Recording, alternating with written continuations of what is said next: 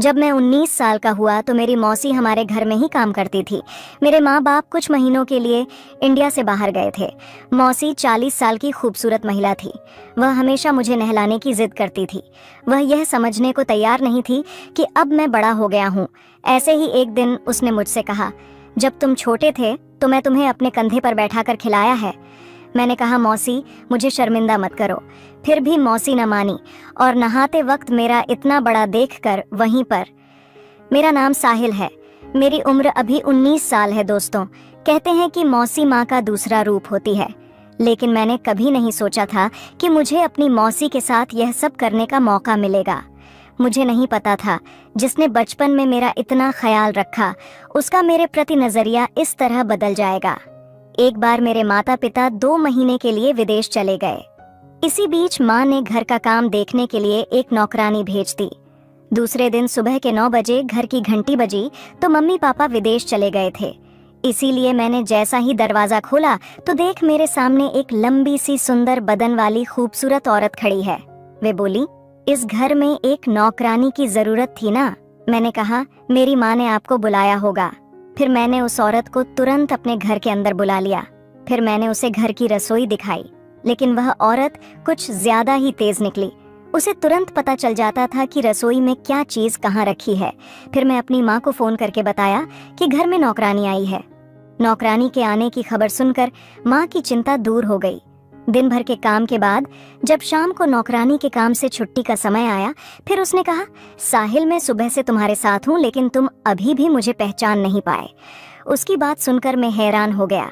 मैंने उससे कहा, मैं जानता हूँ कि तुम एक काम वाली महिला हो, आपकी दूसरी पहचान क्या होगी भला। इस पर वह बोली, मैं इस घर में नौकरानी बनकर जरूर आई हूँ, लेकिन इससे पहले मैं तुम्हारी मुंह बोली मौसी के नाम से जानी जाती थी। मेरा नाम सुमन है। मैं बचपन से तुम्हारा बहुत ख्याल रखा है। मैं तुम्हारी मौसी हूँ। मेरी देखभाल के लिए मेरी माँ ने मौसी को भेजा था। यह मुझे पता नहीं था। मुझे नहीं पता था कि सुमन जी मेरी मौसी है। जब बच्चा बड़ा हो जाता है तो उसे बचपन की बातें भी याद नहीं रहती, और मेरे साथ भी वही हुआ। लेकिन मुझे उनका नाम लिया था, इसीलिए जैसे ही सुमन मौसी ने मेरा हाथ अपने हाथ में लिया, मुझे उनके स्पर्श से माँ का एहसास हुआ। मैंने उनसे कहा, आज मैं इतने सालों बाद अपनी मौसी से मिला हूँ, इसीलिए मैं बहुत खुश हूँ। जब उन्होंने देखा कि मैं उन्हें पहचान लिया है तो उनके चेहरे पर भी मुस्कान आ गई। शाम के 6 बज रहे थे तो मैं मौसी से कहा कि अब घर का सारा काम हो गया है, अब आप जा सकती हैं। कल समय पर काम पर आ जाएगा। इस पर वह बोली, साहिल बेटा, मेरे पास अपना मकान नहीं है। अगर आप मेरी सैलरी में सिर्फ मुझे 2000 कम भी दोगे तो भी चलेगा, लेकिन अगर मुझे रहने के लिए एक कमरा मिल जाए तो अच्छा रहेगा। फिर मैं अपनी माँ को फ़ोन किया। मैंने अपनी माँ को सब कुछ बता दिया तो माँ ने कहा कि हमारे घर में काफ़ी खाली कमरा है, उसे कमरा दे दो। अगर वो घर में रहेगी तो तुमको कुछ भी चाहिए होगा तो तुरंत लाकर तुम्हें दे देगी, तो मैं भी कोई छोटा बड़ा काम करने की ज़रूरत नहीं पड़ेगी। माँ की बात मानकर मैंने उन्हें घर में एक कमरा दे दिया। वह अपने साथ कोई भी कपड़ा नहीं लाई थी, इसलिए मैंने उन्हें माँ की कुछ पुरानी साड़ियाँ भी दी थीं और अपनी माँ की ही कमरे में चेंज करने को बोल दिया और मैं बाहर आ गया। लगभग 10 मिनट के बाद मैं माँ के कमरे में दाखिल हो गया, क्योंकि मैं उनके कमरे में से मोबाइल चार्ज लेना चाहता था। मैं भूल गया था कि मौसी वहाँ कपड़े बदल रही थी। मौसी को कपड़े बदलते देखा तो मैं तुरंत अपनी आंखें बंद कर लिया, लेकिन मौसी को मुझे वहाँ देखकर कोई शर्म नहीं आई। फिर उन्होंने कहा, साहिल आओ मेरे सामने बैठो और मुझे बताओ कि तुम्हारी माँ की यह साड़ी मुझ पर कैसी लग रही है। जब वह अपने कपड़े बदल रही थी तब भी वह मुझे अपने सामने बुला रही थी, लेकिन मुझे यह सही नहीं लगा। मौसी देखने में बहुत सुंदर थी। वे 40 साल की थीं, लेकिन उनका शरीर बिल्कुल भी एक अधेड़ उम्र की औरत का नहीं लगता था। कुछ ही देर में वह मेरी माँ की साड़ी पहनकर उनके कमरे से बाहर आ गई। उस पुरानी साड़ी में भी सुमन मौसी बेहद खूबसूरत लग रही थी। ऐसे ही कुछ दिन बीत गए। उन्हें काम पर घर आए 10 दिन हो गए थे। फिर उन्होंने मुझे अपने बचपन की यादों के बारे में बताया। यादों को सुनकर वह छोटा लड़का जो हमेशा अपने मोबाइल फोन में व्यस्त रहता था, अब उसे अपने बचपन की यादें याद आने लगी थीं। सुमन मौसी ने मुझे थोड़ा परेशान कर दिया था। उसे आए हुए कुछ दिन हुए थे, तभी उसने मुझसे कहा कि समीर, आज मैं तुम्हें अपने हाथों से नहलाऊंगी। मुझे उनके हाथ से नहाने में बहुत शर्म आ रही थी। मैंने मौसी से कहा, नहाने का काम छोड़ दीजिए, बल्कि आप देखिए कि आज नाश्ते में क्या बनाना है। मेरे बार बार मना करने पर वह मुझे नहलाने के लिए जिद करने लगी, चाहे मैं कितना भी जोड़ दें। मैं उनसे नहाना नहीं चाहता था और मैं वहीं किया। मैं सवार लेकर बाहर आया तो मैंने देखा मौसी मेरे कमरे में बैठी हुई है। उसने मुझसे कहा, तुम मेरे हाथ से नहीं नहाओगे, लेकिन अब मुझे तुम्हारे गीले बालों को पोंछना है। मैंने उनके सामने अपना सर झुकाकर उन्हें अपना तौलिया दे दिया। फिर मैं उनके सामने बैठ गया। वह मेरे बाल संवारने लगी। मौसी मेरे घर के सदस्य की तरह थी, इसलिए मैं उनके साथ बहुत खुले विचारों वाला था। मैं उनसे कहता था कि आप इस घर को अपना घर समझे। मैं उनसे जो कहा उन्होंने मुझे गौर से सुना। वह हमारे घर में ऐसे रहने लगी जैसे वह उनका अपना घर हो। एक शाम में दोस्तों के साथ जन्मदिन की पार्टी में जा रहा था। फिर मौसी ने मुझसे पूछा कि तुम कहाँ जा रहे हो। मैं उनसे कहा कि मैं एक पार्टी में जा रहा हूँ। इस पर मौसी बोली, तुम मुझे घर का सदस्य कहते हो और अकेले बाहर जा रहे हो। कभी कभी अपनी बेचारी मौसी को कहीं बाहर ले जाओ, घुमाओ फिराओ। फिर मैं उनसे कहा, मैं आपको बाहर घुमाने के लिए तैयार हूँ, लेकिन क्या आप उस भारी आधुनिक वातावरण में अपनी बराबरी कर सकती हैं? उस पर उन्होंने मुझे सहमति दी। फिर मैंने उन्हें माँ के कमरे से एक अच्छी साड़ी पहनकर तैयार होने के लिए कह दिया, क्योंकि वह पार्टी शानदार थी। जब मैं तैयार होकर माँ के कमरे से बाहर आई तो उन्हें देखकर मेरी आंखें चमक उठीं, क्योंकि मौसी की सुंदरता की चमकती तुरंत मेरी नज़र खींच ली। मुझे लगा कि वह उम्र दराज है, लेकिन वह तो बहुत ही खूबसूरत लग रही थी। वह मेरी माँ के कमरे से साड़ी नहीं बल्कि उनकी आधी साड़ी पहनकर आई थी और उन्होंने एक मॉडल की तरह मेकअप किया था। वह देखने में बहुत सुंदर लग रही थी। आज मैंने एक ऐसी महिला को देखा जो साधारण साड़ी में एक अलग ही अवतार में नजर आ रही थी। वह बिल्कुल भी 40 साल की नहीं लग रही थी। उस ड्रेस में उनका शरीर भी बेहद नाजुक सा लचीला लग रहा था। उनके वजूद पर जब मेरी नजर गई तो मैं शर्म से अपना सर झुका लिया। फिर जैसे ही मौसी मेरे और बढ़ी, उनका पैर उसकी हील वाली सैंडल से फिसल गया और वह मेरे ऊपर आकर गिर गई। अब उनकी सुंदरता की महक की खुशबू मेरे चारों ओर फैल गई थी। उनका वजूद मुझे टकरा गया। मैं एक अलग फीलिंग महसूस करने लगा था, लेकिन मौसी मेरे ऊपर से उठ नहीं रही थी। उन्होंने मुझे कसकर दबोच लिया। फिर मेरी हालत बिगड़ने लगी। मेरा खुद पर काबू पाना मुश्किल हो रहा था। इससे पहले कि हमारे बीच में कुछ होता, अचानक मौसी हिली। तब जाकर मुझे भी होश आया और मैंने उन्हें धक्का देकर अपने से दूर कर दिया। मैंने उनसे कहा, आपने जो भी मेकओवर किया है, इससे आप एक मॉडल की तरह दिख रही हैं। यह सब तो ठीक है, लेकिन कृपया आप हील्स ना पहने। मुझे आपको हर कदम पर उठाना पड़ेगा। फिर उन्होंने हील वाली सैंडल एक तरफ रख दी और मेरी माँ की दूसरी फ्लैट सैंडल पहन ली। जब हम दोनों कार में बैठकर पार्टी के लिए निकले तो मेरी नज़र मौसी के वजूद पर थी। पार्टी में भी मेरे दोस्तों को लगा कि वह मेरी गर्लफ्रेंड है। सचमुच में एक गर्लफ्रेंड की तरह लग रही थी। इसलिए पार्टी में मेरे सभी दोस्तों ने सोचा कि वह मेरी प्रेमिका थी, लेकिन मौसी ने गलत फहमी दूर करने के बजाय और भ्रम पैदा कर दिया। मेरे सभी दोस्तों को उन्होंने बताया कि मैं साहिल के दोस्त हूँ। जब हम पार्टी से निकले तो मैं उनसे पूछा कि आपने ऐसा क्यों किया। फिर भी बोली, तुम्हारा चेहरा तो तभी देखने लायक था जब तुम्हारे दोस्तों ने सोचा कि मैं तुम्हारी गर्लफ्रेंड हूँ। यदि तुम्हें यह बात पसंद नहीं आई तो मैं उनके लिए क्षमा चाहती हूँ। जैसे ही मौसी ने यह कहा, मैंने उनसे कहा, आपको माफी मांगने की जरूरत नहीं है। आपने जो किया वैसे ही किया। मुझे भाव खाने की आदत है। इस पर उन्होंने कहा, मैं तब से तुम्हें जानती हूँ। जब तुम 2 साल के थे तब से मैं तुम्हारी देखभाल की है। मैं तुम्हारे स्वभाव को भारी भांति जानती हूँ। मैं उनकी बात सुनकर मुस्कुरा दिया। फिर उन्होंने सीधा कहा कि अब तो हमारी दोस्ती का विषय छिड़ गया है, तो अब मैं सच में तुम्हारी दोस्त बनने के लिए तैयार हूँ। और मौसी मेरी दोस्त बन गई थी। फिर मैं बोला, अब आपको मेरी मौसी बनाने की उम्र भी बीत गई है और आपको मौसी कहने की मेरी भी उम्र भी बीत गई। फिर वह कहने लगी कि फिर तुम मुझे सुमन कहकर बुलाना, यह ठीक रहेगा ना। वह 40 साल की महिला थी, इसलिए मुझे उन्हें उनके नाम से बुलाने में थोड़ी शर्म आ रही थी, लेकिन दिखने में वह एक खूबसूरत और जवान लड़की की तरह लग रही थी। इसलिए तो मेरे मुंह से सुमन शब्द निकल गया। अब अपना नाम सुनकर किसी नई नवेली दुल्हन की तरह शर्मा गई। फिर हम बातें करते हुए घर पहुंचे और अब हम दोनों थक गए थे, इसीलिए घर पहुंचते ही हम अपने अपने कमरे में चले गए। अगले दिन मुझे समझ नहीं आ रहा था कि कॉलेज जाने से पहले कौन सी शर्ट पहनूं। जैसे ही मैंने अपनी माँ को फ़ोन करके पूछना शुरू किया कि मुझे कौन सी शर्ट पहननी चाहिए, तभी सुमन कमरे में दाखिल हुई। फिर उसने मुझे फ़ोन रखने को कहा। फिर उसने कहा कि जब तुम्हारी सामान घर पर है तो तुम्हें अपनी माँ को फ़ोन करके परेशान करने की क्या ज़रूरत है। तुम क्या चाहते हो, क्या नहीं चाहते हो, अब यह मेरी जिम्मेदारी है। तो फिर तुम मुझे यह भी पूछ सकते हो। मेरी पसंद इतनी बुरी भी नहीं है। फिर सुमन ने मुझे अपनी पसंद की एक शर्ट निकाल कर दी। उसे पहनने के बाद मैं तैयार होकर कॉलेज के लिए निकल गया। उस रात सुमन मेरे कमरे में आई। उसने मुझसे कहा, तुम बहुत थक गए हो, इसलिए आज मैं तुम्हारे सर में तेल की मालिश करूंगी। जैसे उनका हाथ मेरे बालों में घूमने लगा, मेरे रोंगटे खड़े हो गए। फिर धीरे धीरे उनका हाथ मेरे बालों से मेरी पीठ पर चला गया। माँ के पास यह सब करने का बिल्कुल भी समय नहीं था। मुझे तो याद ही नहीं आया कि मेरी माँ ने मुझे कब ऐसे तेल की मालिश की थी। वह तो अपने काम में व्यस्त रहती थी, इसलिए उन्हें टाइम नहीं मिलता था। लेकिन आज सुमन अपने हाथों से मेरे सर की मालिश कर रही थी। जब वह मालिश कर रही थी तो मुझे गहरी नींद आ गई। अगले दिन जब मैं उठा तो मैं देखा कि सुमन मेरे पैरों के पास सो रही है। जागते ही मैंने उन्हें भी जगाया। फिर मैं उनसे कहा, आप यह मेरे पैरों के पास क्या कर रही हो? उन्होंने कहा, कल जब मैं तुम्हें तेल की मालिश कर रही थी तो मेरी भी आंख लग गई थी। आज सुबह सुमन ने मुझे एक सवाल पूछा जिसने मुझे सोचने पर मजबूर कर दिया। उन्होंने कहा, रात को कुछ देर के लिए मैं तुम्हारे कंधे पर हाथ रखा था तो तुम तुरंत सो गए क्या? तुम्हारी माँ तुम्हें समय नहीं देती? क्या तुम्हें कभी सर की मालिश नहीं की गई? मैंने उनसे यह नहीं बताया कि मेरी माँ को अपने काम से मेरे लिए समय नहीं मिलता। इन सब के विपरीत मैंने उनसे कहा, ऐसा कुछ नहीं है, मेरी माँ मेरा बहुत ख्याल रखती है। फिर सुमन ने सिर हिलाया और बाहर चली गई।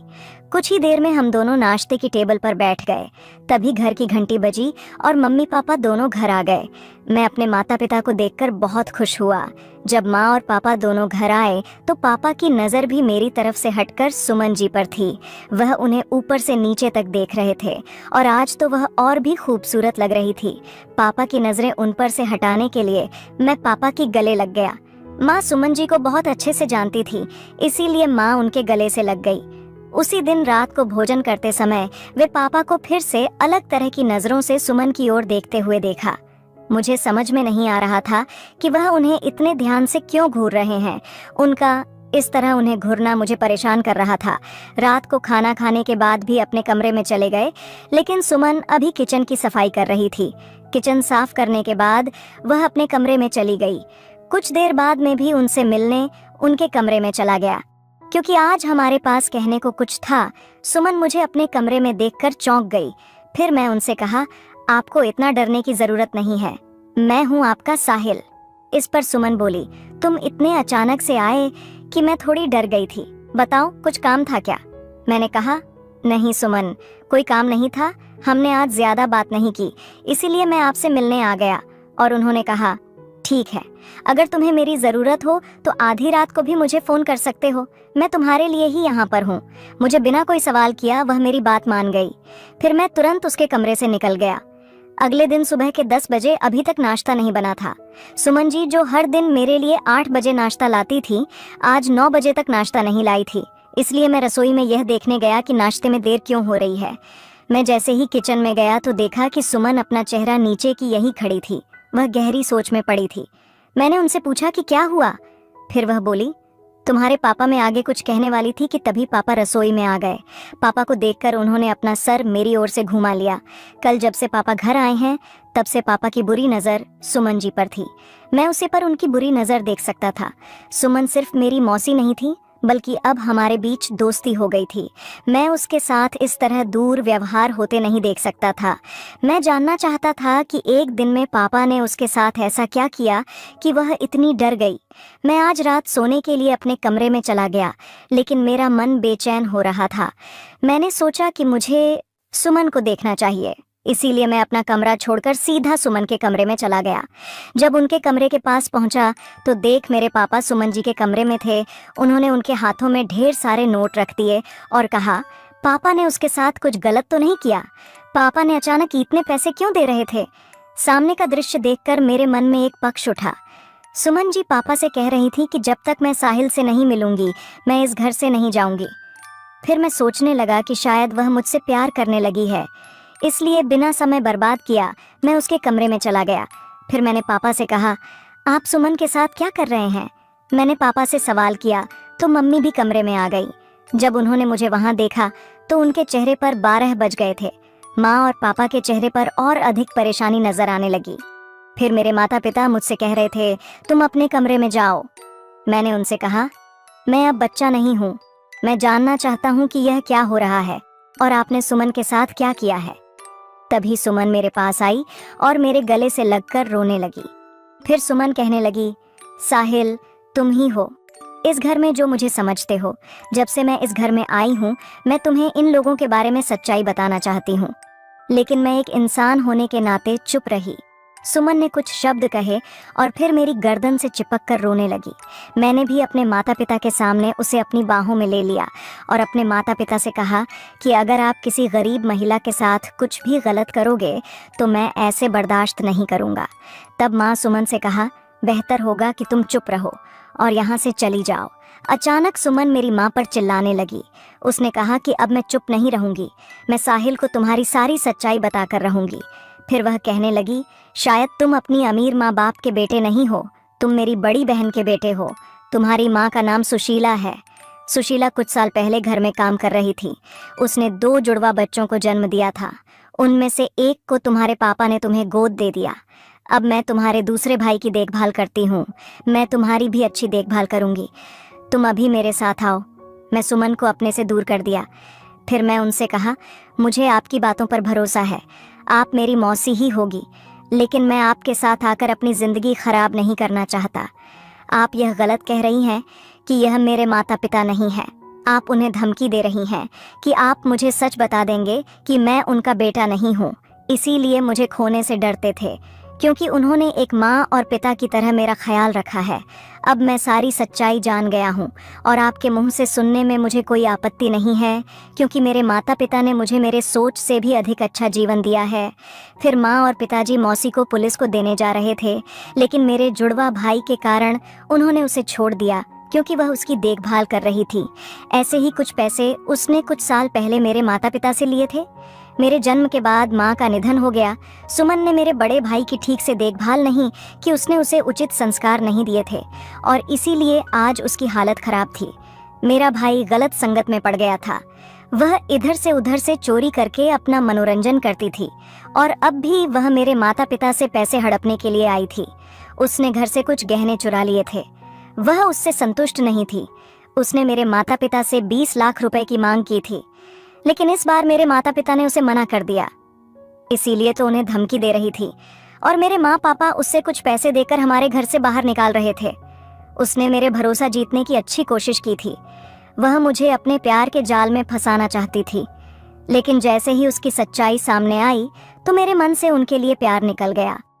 कुछ साल पहले मेरे माता पिता ने मुझे गोद लेने के लिए सुमन को पैसे दिए थे, लेकिन वह उन पैसों का ठीक से इस्तेमाल नहीं कर पाई।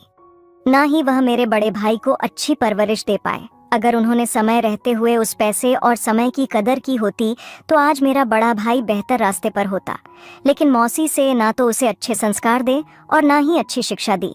इसीलिए मेरे माता पिता ने मेरे बड़े भाई को भी गोद लिया और उसे भी मेरी तरह अपनी औलाद की तरह समझने लगे और मौसी को हमेशा के लिए घर से निकाल दिया। मैं अपने माँ बाप का बहुत बहुत आभारी हूँ, जो उन्होंने मुझे और मेरे भाई को इतनी अच्छी जिंदगी दी। अगर वक्त रहते मुझे मौसी की सच्चाई न पता चलती तो मैं बुरी तरह उनके जाल में फंस जाता। कुछ लोग पैसों की लालच में आकर रिश्तों की मान मर्यादा बिल्कुल भूल जाते हैं। तो दोस्तों, यह थी हमारी आज की कहानी। कहानी अच्छी लगी हो तो वीडियो को लाइक और चैनल को सब्सक्राइब कर दीजिए।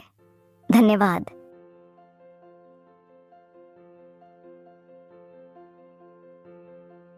दिल्ली, सुबह का वक्त। बड़े से मैंशन के अंदर काफी चहल पहल थी। वहाँ सभी लोग अपने अपने काम में लगे हुए थे। वहीं बहुत सारे सर्वेंट पूरे घर को सजा रहे थे। तभी लक्ष्मी देवी, जिनकी उम्र लगभग 65 साल थी, अपने रूम से बाहर आई और सारी तैयारियां होती देख सामने खड़ी अपनी बहू के पास जाकर बोली, सारी तैयारियां कैसी चल रही है कोमल? 45 साल की खूबसूरत दिखने वाली कोमल लक्ष्मी देवी की ओर देखते हुए बोली, तैयारी तो ठीक चल रही है माँ, लेकिन समझ नहीं आ रहा कि राजवीर ने अचानक से शादी करने का फैसला क्यों किया। इस पर लक्ष्मी देवी ने कहा, पता नहीं कोमल, कब क्या चलता है उसके मन में। अब हम उसके फैसले के खिलाफ भी तो नहीं जा सकते। ये सुनकर कोमल ने एक लंबी सांस लेते हुए जवाब दिया, ठीक कहा आपने माँ।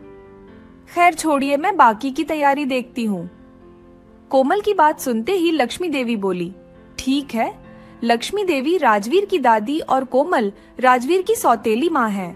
जिस घर में इस वक्त ये दोनों खड़ी है वो घर सिंघानिया मैंशन है, जहाँ इस घर के बड़े बेटे राजवीर सिंघानिया की शादी होने वाली है, जिसने कल रात अचानक अपने एक बिजनेस पार्टनर की बेटी संजना के साथ अपनी शादी अनाउंस कर दी। राजवीर सिंघानिया देश का एक जाना माना बिजनेसमैन है, जिसका परिवार वैसे तो बहुत बड़ा है, लेकिन किसी में इतनी हिम्मत नहीं कि वो राजवीर के खिलाफ कुछ बोल सके, क्योंकि उसके सामने किसी की भी नहीं चलती। सिंघानिया मैंशन में जहां एक तरफ इतनी अफरा तफरी का माहौल था, वहीं दूसरी तरफ उसी घर के एक रूम में दो लड़कियां आराम से सो रही थी। तभी कोमल जी उस रूम में आई और उन्होंने उस रूम की खिड़की खोल दी। फिर वो दोनों लड़कियों को उठाने की कोशिश करते हुए बोली, मीशा, इश्की, दोनों के दोनों उठो, देखो सूरज कब का आ गया है। तभी उन दोनों में से एक लड़की ने अपने चेहरे को तकिए से ढकते हुए कहा, क्या है मदर इंडिया, सूरज सोता भी तो हमसे पहले है। कोमल जी ने उसका तकिया छीनते हुए जवाब दिया, अच्छा जी, अभी बताती हूँ। आज घर में शादी है और घर में बहुत काम है, चलो उठो तुम दोनों जल्दी से।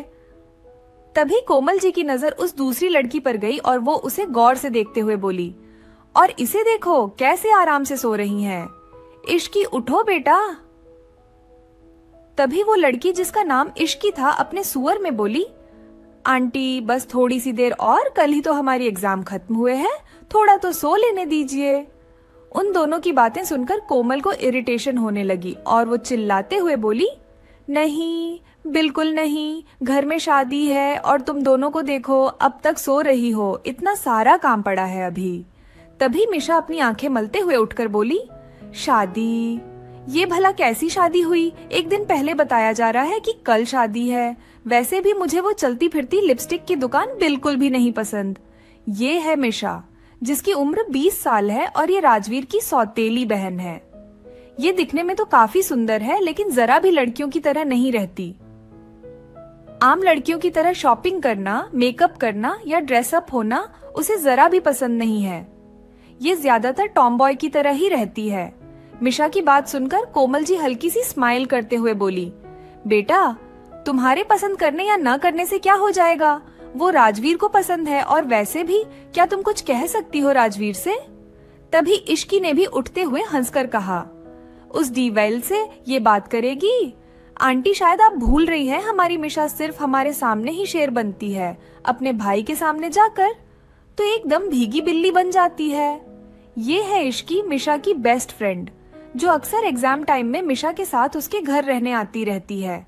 इश्की एक अनाथ लड़की है जिसकी उम्र 19 साल है, लेकिन दिखने में ये किसी अप्सरा से कम नहीं है। इश्की की आंखें ये और लिप्स गुलाब की तरह पिंक है। उसकी आंखों में बड़ी बड़ी पलकें, बाल थोड़े लंबे, गोरा रंग और हाइट 5 फुट 3 इंच है। इश्की की बात सुनकर मिशा ने चिढ़ते हुए कहा, अच्छा जी, मैं भीगी बिल्ली और तू? जैसे ही पता चलता है कि भाई घर आ गए हैं तो तू रूम से पैर भी बाहर नहीं निकालती और मुझसे कह रही है। ये सुन इश्की तुरंत जवाब देते हुए बोली, हाँ तो मुझे उनसे डर लगता है। देखा नहीं तूने कैसे वो अपनी नीली नीली आंखों से सबको डराते रहते हैं, एकदम डेविल की तरह। सच बताऊं, मैं तो ये सोचकर हैरान हूँ कि वो लड़की इस डेविल से शादी कर क्यों रही है। क्या उसे इस डेविल से डर नहीं लगता? मिशा ने कुछ सोचते हुए जवाब दिया, हाँ यार, बात तो तू सही कह रही है। तभी उन दोनों की बातों को बीच में ही रोकते हुए कोमल जी ने कहा, तुम दोनों का हो गया हो तो जाकर फ्रेश हो और जल्दी से नीचे आओ। इस पर मिशा इरिटेट होते हुए ओके माम बोलकर बाथरूम में चली गई। वहीं कोमल भी रूम से बाहर चली गई। कुछ देर बाद इश्की और मिशा फ्रेश होकर नीचे आई तो उन्होंने देखा कि पूरा मेंशन सुंदर सा सजकर तैयार हो चुका है। ये देख इश्की मिशा के कान में बोली, क्या बात है मिशा, आज घर तो एकदम दुल्हन की तरह सजा है। मिशा भी तुरंत उसकी बात के जवाब में बोली, हाँ, क्योंकि अगर ऐसे नहीं सजता तो मेरा डेविल भाई किसी को नहीं छोड़ता। इश्की ने भी हाँ में सिर हिलाते हुए कहा, ये बात तो सही कही तूने। वो दोनों यूं ही बात कर रहे थे कि तभी उन दोनों के कानों में एक तीसरी लड़की की आवाज सुनाई पड़ी जो गुस्से में बोल रही थी, ये ठीक नहीं है दादी, कितना शॉर्ट टाइम दिया है भाई ने हमें तैयारियों के लिए, मैं तो शॉपिंग भी नहीं कर पाई हूँ। ये है रूही, राजवीर की सगी बहन, जिसकी उम्र 24 साल है और वो एक स्टाइलिश लड़की है, साथ ही अपने शहर की फैशन आइकॉन भी। रूही की बात सुनकर मिशा उसके पास जाते हुए बोली, ओ बेबी डॉल, ये बात भाई से जाकर बोल के दिखाओ। तभी वो लड़की बोली, शट अप मिशी, मैं दादी से बात कर रही हूँ। इस पर दादी ने कहा, रूही बेटा, इसमें मैं भी कुछ नहीं कर सकती, तुम एक काम करो, तुम अभी चली जाओ शॉपिंग पर। फिर दादी ने मिशा और इश्की की तरफ देखते हुए कहा, तुम दोनों भी चली जाओ और अपने लिए भी कुछ ले लो। और तभी दादी ने मिशा को धमकाते हुए कहा, और तुम लड़कियों वाले कपड़े लेना, नहीं तो घर मत आना। दादी की ये बात सुनकर जहां मिशा ने मुंह टेढ़ा कर लिया था, वहीं इश्की और रूही हंसने लगे।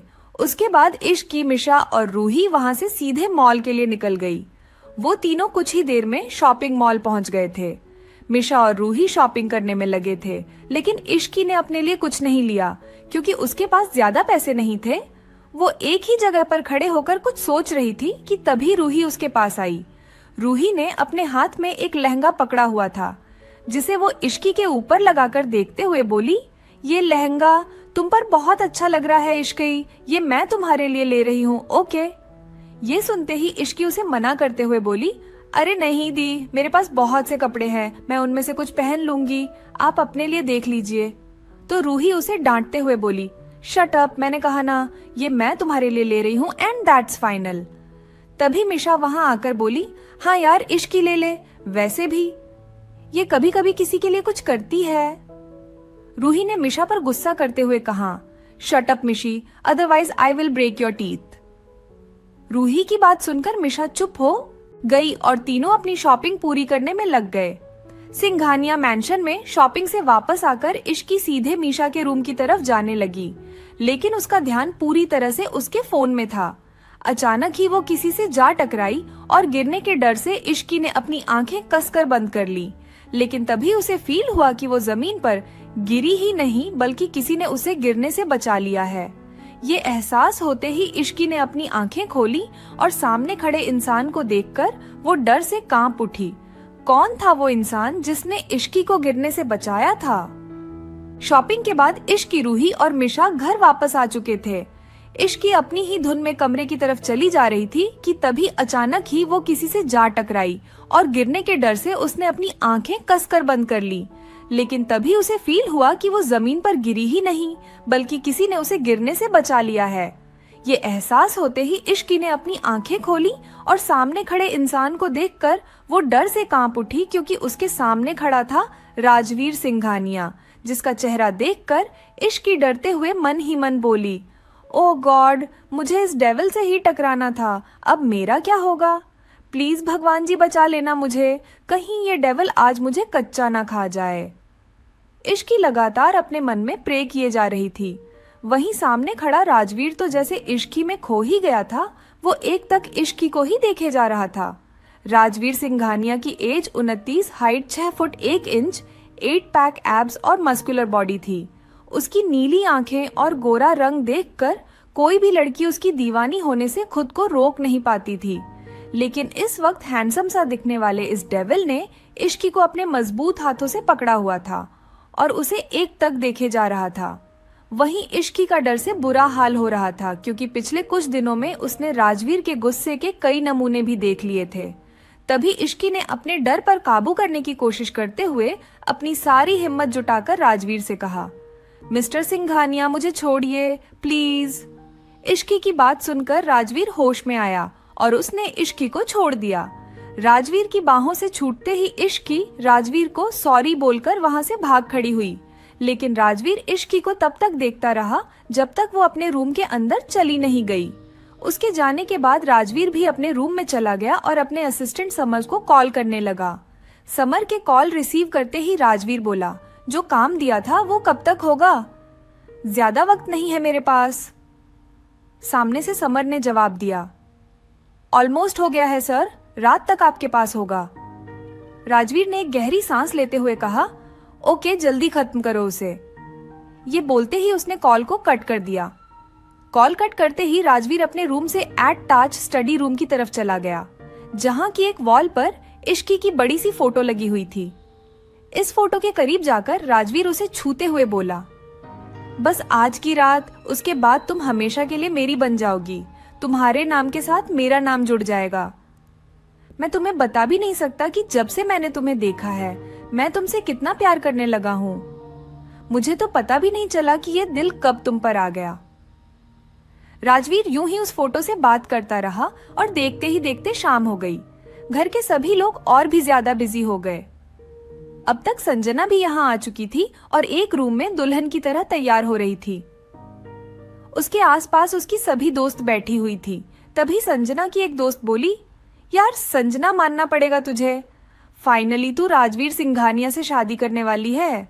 कितनी लड़कियां मिसेस सिंघानिया बनने के सपने देख रही थी और तूने बाजी मार ली। इस पर संजना ने अकड़ते हुए कहा, तो मैं क्या तुझे ऐसी वैसी लड़की लगती हूँ? संजना दीवान नाम है मेरा, सिर्फ मैं ही राजवीर के साथ बेस्ट लगती हूँ और ये बात उसे भी पता है। तभी उसकी दूसरी दोस्त ने कहा, हाँ यार, इसमें तो कोई शक नहीं है, लेकिन राजवीर है बहुत खतरनाक, उसका तो नाम ही काफी है लोगों को डराने के लिए। ये सुनते ही संजना ने जवाब देते हुए कहा, हाँ ये बात तो है, लेकिन वो मुझसे बहुत प्यार करता है, तभी तो मुझसे शादी के लिए मान गया। संजना की सभी दोस्त ऐसे ही उसकी चापलूसी करने में लगी हुई थी। वहीं मिशा के रूम में इश्की मिशा को बहुत देर से आवाज लगा रही थी, क्योंकि मिशा बाथरूम से बाहर ही नहीं निकल रही थी। इश्की ने जोर से आवाज लगाते हुए कहा, मिशा यार जल्दी बाहर आ, शादी का मुहूर्त होने वाला है, नीचे भी जाना है। इस बार भी इश्की की आवाज सुनकर मिशा ने दरवाजा नहीं खोला, लेकिन तभी रूही रूम में आई। उसने इस वक्त ब्लू कलर का लहंगा पहना हुआ था। वो जैसे ही रूम में आई तो उसकी नजर इश्की पर ठहर गई और वो अंदर आते हुए बोली, वाओ इश्की, तुम कितनी सुंदर लग रही हो। मैंने कहा था ना, तुम पर ये हॉट पिंक लहंगा बहुत अच्छा लगेगा। इश्की ने आज हॉट पिंक कलर का लहंगा पहना हुआ था और अपने बाल भी खुले छोड़े हुए थे। रूही के कॉम्प्लीमेंट के लिए इश्की ने रूही को थैंक यू कहा और फिर तुरंत मिशा की शिकायत करते हुए बोली, देखिए नादी, ये मिशा कब से बाथरूम के अंदर घुसी हुई है, निकलने का नाम ही नहीं ले रही है। तभी रूही ने भी चिल्लाकर मिशा को आवाज लगाते हुए कहा, मिशा बाहर आई नहीं तो अब मैं मम्मा को बुलाकर लाती हूँ। मम्मा का नाम सुनते ही मिशा तुरंत गेट खोल के बाहर निकल आई और गुस्सा दिखाते हुए बोली, तुम क्यों मुझे बार बार मम्मा के नाम की धमकी देती रहती हो? मिशा की बात सुनकर रूही और इश्की कुछ नहीं बोले, बल्कि वो तो बस हैरान होकर मिशा को ही देखते रह गए, क्योंकि मिशा ने आज पहली बार लड़कियों की तरह ड्रेसअप किया हुआ था। उसने इस वक्त वाइन कलर का लहंगा पहन रखा था। मिशा को इस गेटअप में देखकर रूही बोली, फाइनली मुझे आज मेरी बहन मिल गई, वरना मुझे तो लगने लगा था कि मैं इकलौती बेटी हूँ सिंघानिया परिवार की। रूही की बात सुनकर मीशा बुरी तरह से चिढ़ गई, लेकिन तभी रूही का साथ देते हुए इश्की ने कहा, आपने ठीक कहा दी, मुझे भी कभी कभी लगता था कि मैं एक गुंडे के साथ रहती हूँ। इतना कहते ही रूही और इश्की दोनों हंसने लगे। तभी रूही अचानक से सीरियस होकर कुछ सोचते हुए बोली, मेरे पास एक और प्लान है। इश्की ने हैरान होते हुए पूछा, वो क्या दी? इश्की का सवाल सुनकर रूही वहां से कहीं जाते हुए बोली, एक मिनट, आखिर क्या चल रहा है रूही के दिमाग में? क्यों डरती थी इश्की राजवीर से? और क्या कर रही है राजवीर के स्टडी रूम में इश्की की तस्वीर? अगला भाग सुनने के लिए हमें कमेंट करें, वीडियो लाइक करें, चैनल को सब्सक्राइब जरूर करें। धन्यवाद।